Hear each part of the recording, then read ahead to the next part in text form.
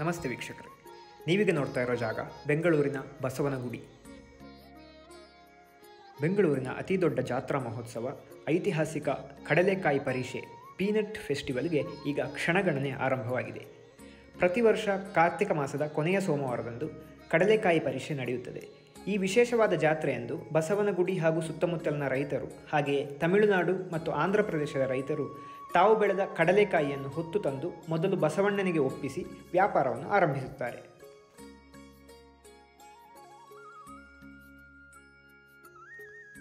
ಪುರಾಣದ ಪ್ರಕಾರ ಈ ಹಿಂದೆ ಬೆಂಗಳೂರಿನ ಸುತ್ತಮುತ್ತಲ ಹಳ್ಳಿಗಳಲ್ಲಿ ಕಡಲೆಕಾಯಿ ಹೇರಳವಾಗಿ ಬೆಳೆಯುತ್ತಿದ್ದ ಕಾಲವಿತ್ತು.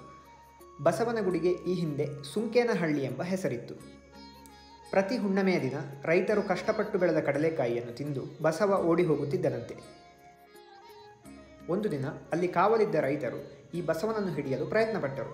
ಆದರೆ ಬಸವ ಬಹಳ ವೇಗವಾಗಿ ಓಡಿ ಒಂದು ಗುಡ್ಡ ಏರಿ ಮಾಯವಾಯಿತು.